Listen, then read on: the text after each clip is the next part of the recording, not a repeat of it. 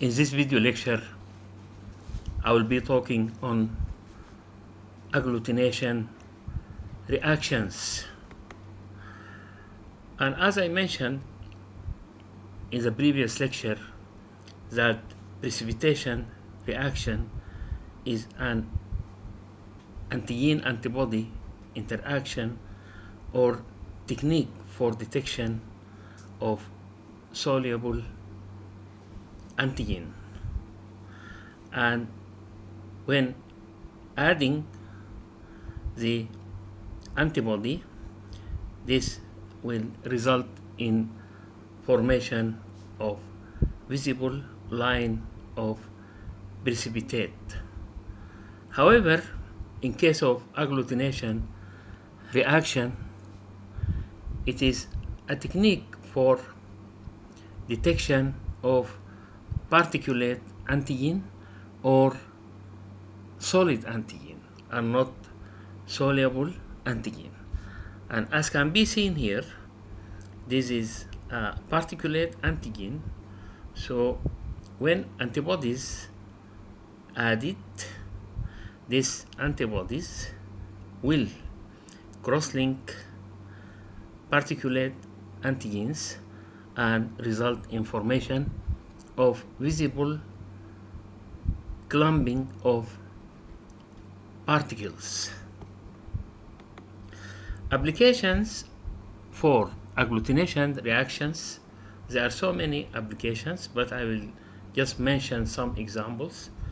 For example, blood grouping, cross matching for blood transfusion, and detection of antibodies and unknown antigens in bodily fluid sample, for example, blood, in urine, in cerebrospinal fluid, or in saliva. And also for identification of bacteria, for example, typhoid serotypes and salmonella serotypes. There are two types of agglutination reaction: active agglutination.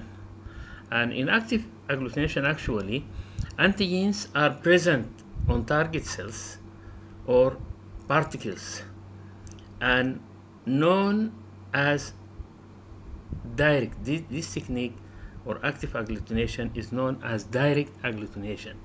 And as can be seen here, these are the red blood cells of blood group A, B, or AB. So by using agglutination technique, we can see the antigens on the surface of the red blood cells. For example, blood group A, they have antigen A, and blood group B, they have B, antigen B, and AB, they have antigen AB. So adding here, for example, for detection of the blood group, adding of antibodies, anti-A, these will cross-link the red blood cells and lead to formation of visible clump or agglutination. Similarly, when we add anti-B, so these antibodies will lead to formation of clumping or visible clumping or agglutination, so that this will determine the blood group. And adding of anti-A, anti-B, these antibodies will cross-link the red blood cells together and lead to formation of visible clumping. The other type of passive agglutination,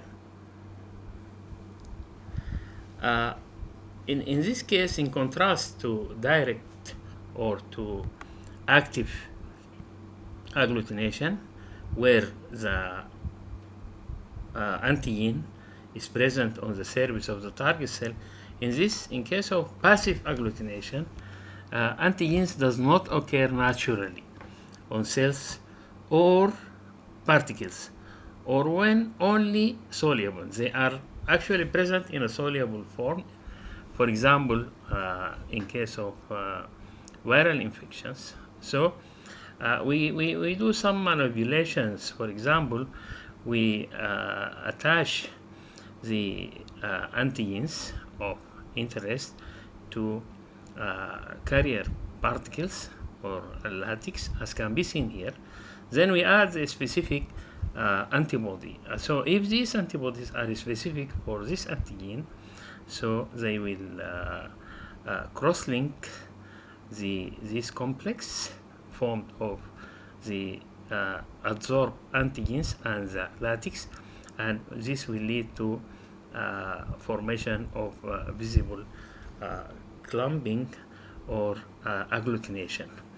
And this is actually useful for detection of antigens, I mean passive agglutination, and also it is useful for detection of antibodies.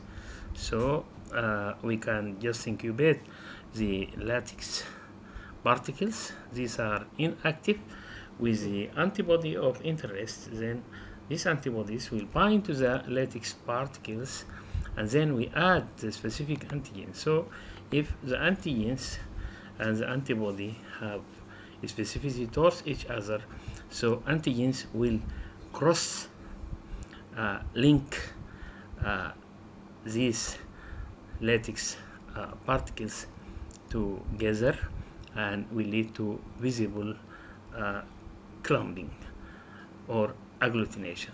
Thank you very much, Professor Ahmed.